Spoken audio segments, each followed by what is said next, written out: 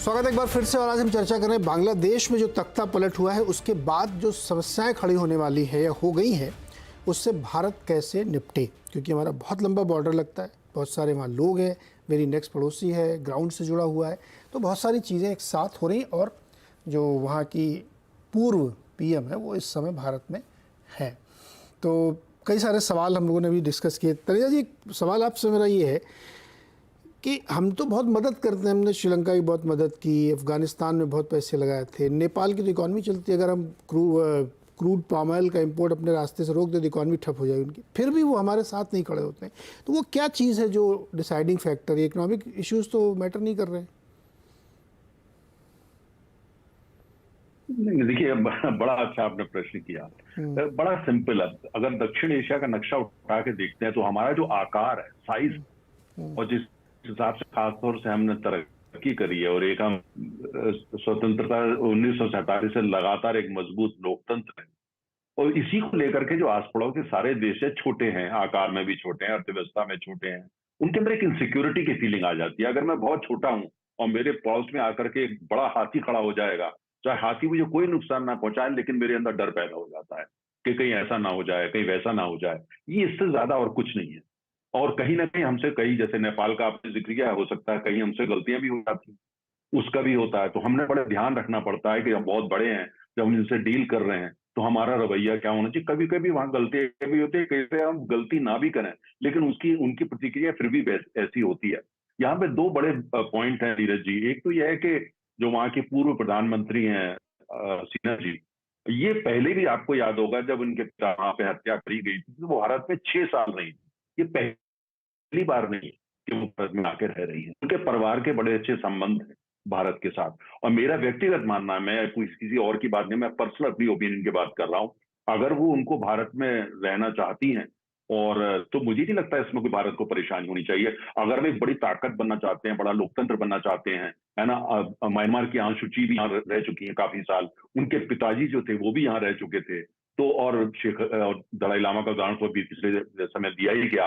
और मेरा ये मानना है कि जो वहां की जो जिस तरह के 15-20 साल में भारत और बांग्लादेश के संबंध बने, वो इंस्टीट्यूशनलाइज हो गए हैं, वो इंटरडिपेंडेंसीज बन गई हैं। जो भी वहां सत्ता में आएगा, चाहे जमात इस्लामी के साथ आए या वो मोहम्मद यूनुस साहब के साथ जो भी आएगा, उसको 15 दिन में ये रियलाइज हो जाएगा कि वहां पे इकोनॉमिक स्टेबिलिटी अगर उनको चाहिए, सोशल स्टेबिलिटी चाहिए, पॉलिटिकल स्टेबिलिटी चाहिए, तो जो इंटरडिपेंडेंसीज भारत के साथ है उसको आगे ले जाना ही पड़ेगा आपको। आपके पास नहीं है। ये जो 2 टके का देश पाकिस्तान, माफ कीजिए मैं इस शब्द का प्रयोग कर रहा हूं, एक बैंकरप्ट पाकिस्तान है, वो उनकी क्या मदद कर सकता है।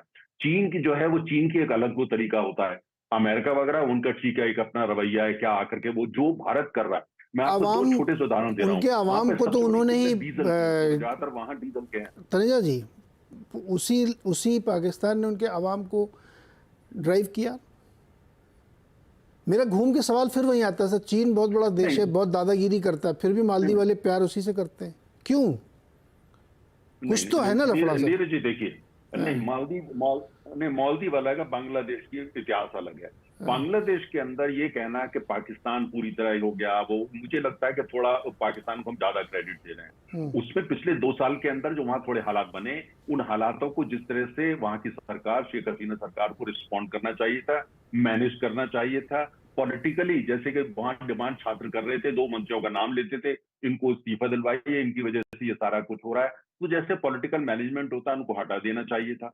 कहीं ना कहीं शायद उनसे जो जमीनी जो एक आवाज सुननी होती है, शायद उन चैनल्स में कुछ खराबी थी या वो सुन नहीं पाई, बहुत कुछ हुआ। तो इसलिए पाकिस्तान को जरूरत से ज्यादा क्रेडिट मत दीजिए। पाकिस्तान की सिर्फ इतनी औकात है कि वहां शरारत कर सकता है, हो सकता है 400-500 दंगाई खड़े कर सकता है, उनकी फंडिंग कर सकता है, यहाँ जब कुछ फंडामेंटलिस्ट, इस्लामिक फंडामेंटलिस्ट है, उनको थोड़ा वजन दे सकता है, या जमात इस्लामी को जो है फंड करके मजबूत कर सकता है। इससे ज्यादा नहीं है। जो हमने, हमारे साथ जो इंटरडिपेंडेंस है वो काफी गहरी है। मेरा अपना मानना है, आप थोड़ा इंतजार करिए, 15-20 1 महीने के अंदर जब थोड़ा सब कुछ थम जाएगा, बांग्लादेश का इतिहास है कि वह सब कुछ तूफान एकदम दूध की तरह उछलता है, उतनी तेजी से वो नीचे भी आता है।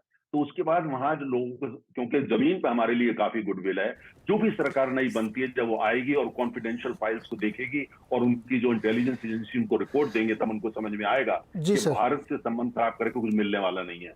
या जो वहां पे हिंदू रहते हैं वो बांग्लादेश के नागरिक हैं, पर अगर अब उनको भारत का सिंबल मानते हैं और उनके ऊपर इसलिए हमला करते हैं, तो वो भी मुझे लगता है कि उनको समझ में आएगा उनके हित में नहीं है। जी। इसलिए थोड़ा सा इंतजार करिए। इमोशनल रिस्पॉन्स नहीं दे रहा है, long term strategy Bangladesh policy exactly sir, बिल्कुल। बेहतरीन है, मैं भी ये उसी को चाहता आगे हूँ बढ़ाना कि चाहिए। एक लॉन्ग टर्म पॉलिसी के तौर पे ही भारत के संबंध होने चाहिए। त्रिपाठी सर, भारत के पड़ोसियों के साथ रिश्तों का जिक्र अभी आपने किया ही, और बहुत सारी चीज़ें ऐसी हो रही हैं कि शांत हो जाती है। बिल्कुल सही सही कह रहे हैं कि अभी इमोशनल चार्ज ज़्यादा है, लोग धीरे धीरे शांत होगा, लेकिन वो शांत उस पाले में जाके होते हैं। तो क्या हमको अपनी फॉरेन पॉलिसी में अपने पड़ोसियों के संदर्भ में कुछ थोड़ा सा बदलाव की ज़रूरत है क्या? देखिए, हमें थोड़ा सा ज़्यादा लीनियंट अपने अपने पड़ोसियों के साथ होना पड़ेगा। जैसा कि तनेजा जी ने कहा कि ये बिग ब्रदर सिंड्रोम जो है ये परिवार में भी होता है कि छोटे भाई कहते हैं बड़ा भाई हमेशा दादागिरी करता है, भले ही वो ना करे, लेकिन उसको उसी के नाम पे एक तरह से ब्लैकमेल किया जाता है और उसे थोड़ा बहुत उससे कंसेशन लिया जाता है।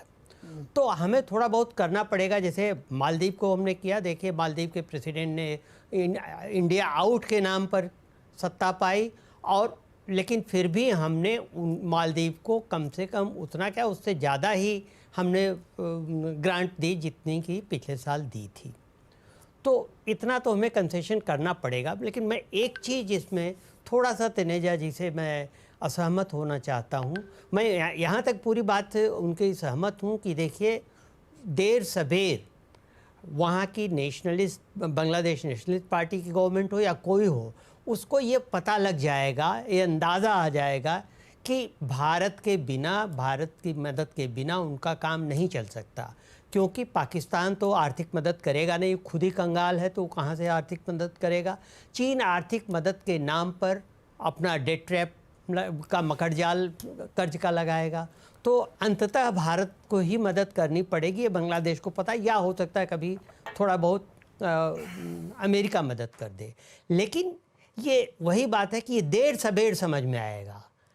अभी तो अगर वहाँ हिंदुओं के खिलाफ इतनी बातें हो रही हैं, अभी जो भीड़ का उन्माद होता है, मॉब साइकोलॉजी, वो चल रही है कि भड़का करके हिंदुओं को वो किया जा रहा है, हिंदुओं को घर जलाए जा रहे हैं, उनके साथ बर्बरता की जा रही है, और ये भी वो किया जा रहा है कि भारतीय उच्चायोग को घेर लो, जैसे कि उसने कहा है जमात इस्लामी ने।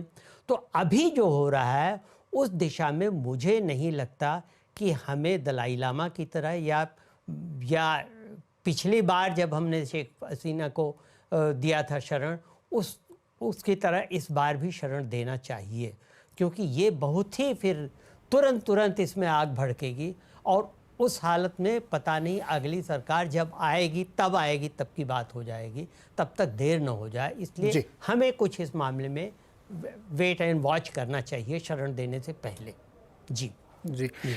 शिवकांत सर, ये बताइए, लंदन के अखबारों ने इस घटना में क्या लिखा, वो कैसे देख रहे हैं?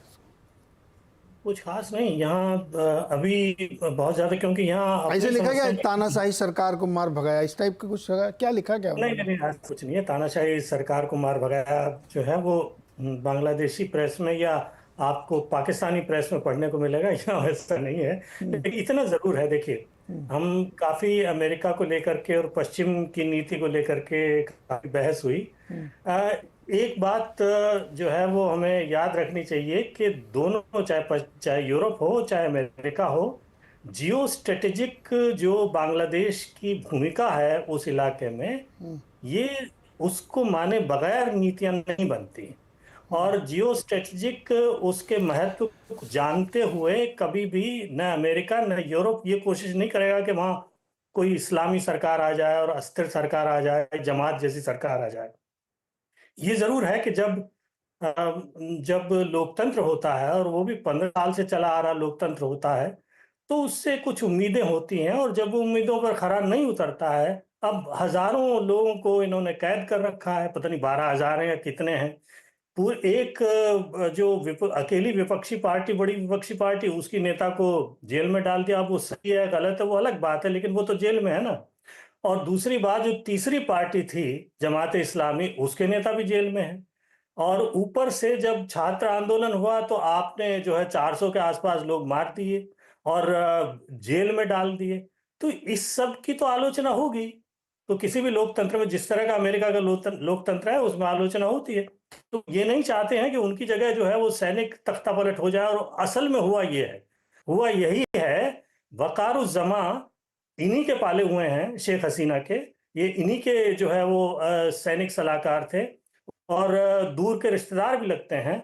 तो बड़ी उम्मीद से उन्होंने उनको सेनाध्यक्ष बनाया और उन्होंने उनकी पीठ में छुरा घोंपा है। और असल में शेख हसीना को छात्र आंदोलन की वजह से भागना नहीं पड़ा है, सेना के असहयोग की वजह से भागना पड़ा है। तो ये सेना का तख्ता पलट। ये अलग बात है कि सेना जो है आगे न आकर के छात्रों को आगे करके ये सब करा रही है। तो आगे चल के हमें देखना ये होगा। अभी बातचीत चल रही है कि जी। साहब कोई टेक्नोक्रेट किस्म की सरकार बनेगी। तो जो भी सरकार बनेगी वो सेना के कहे बगैर नहीं बनेगी। तो इसलिए जो है सैनिकों ये जो सेनाध्यक्ष जनरल्स हैं उनके साथ हमारे रिश्ते कैसे, हमें उस पर भी ध्यान देना चाहिए। नहीं, इंटरेस्टिंग पॉइंट है सर, ये तो बिल्कुल सही है। उनके रिश्तेदार हैं और 45 मिनट का टाइम दिया। आरती मैम, बहुत क्विक एडिट जो 50 शब्दों में आप लोग लिखते हैं, ये क्या बैकडोर से सेना कमांड रखेगी क्या अपने पास? पड़ोस में, हमारे आस पड़ोस में ये बड़ा फैशन भी है। देखिए, वही मैंने कहा कि जितने भी पैनलिस्ट, विद ड्यू रिस्पेक्ट, ये ऑलरेडी हम अज्यूम कर रहे हैं कि वहाँ पे कोई बड़ी लिबरल टाइप की बड़ी अच्छी सरकार आने वाली है। मुझे नहीं लगता है कि इतना हमें ऑप्टिमिस्टिक होना चाहिए बांग्लादेश के बारे में। जो अभी हम लोगों ने वहाँ हालात देखे, जिस तरह के प्रदर्शन देखे और जितनी वायलेंस देखी, मुझे बहुत ज़्यादा उम्मीद नहीं है कि ये इसमें से एक पॉजिटिव कोई आउटकम निकलेगा। और साथ ही साथ मैं ये एक पॉइंट ऐड करना चाहती हूँ कि ये कोई मुझे कहे कि वेस्ट जो है, जो डेमोक्रेसी का अपने आप को चैंपियन मानता है, वो इसलिए नाराज है शेख हसीना से कि शेख हसीना ने अपने विरोधी पार्टियों को जेल में बंद कर दिया। अरे, वेस्ट की हिपोक्रेसी तो आप देखिए। पाकिस्तान जो एक मिलिट्री डिक्टेटरशिप रहा है लगातार, लेकिन वेस्ट बहुत कम बार पाकिस्तान के बारे में आज की डेट में कुछ बोलता है, उनके खिलाफ बोलेगा। इनफैक्ट वेस्ट ने जियाउल हक से लेकर किस मिलिट्री डिक्टेटर के साथ फ्रेंडशिप नहीं की, अलायंस नहीं की और मिलिट्री डिक्टेटरशिप्स को प्रमोट नहीं किया। ये तो उनका पूरा इतिहास है कि मिलिट्री डिक्टेटरशिप को भी एक्सेप्ट कर लेंगे, और जब कोई डेमोक्रेटिकली इलेक्टेड लीडर जो उनकी बात नहीं मानता, और इसमें तो शेख हसीना ने खुद ऐसे संकेत भी दिए हैं, स्टेटमेंट्स भी दिए हैं कि उन्होंने सेंट मार्टिन आइलैंड की जो मांग की थी मिलिट्री बेस की यूएस ने, वो उन्होंने इनकार कर दिया। और इसलिए उनको मालूम था कि उनका तख्ता पलट होने वाला है, कुछ तो उनके खिलाफ होने वाला है।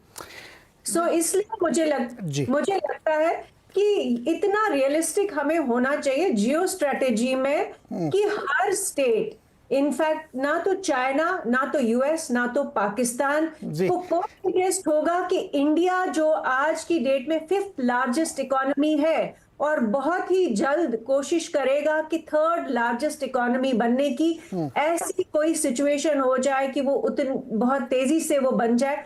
कोई ना चाइना, ना पाकिस्तान, एक्चुअली बड़े जो देश हैं, जो सो कॉल्ड जिनको दादा या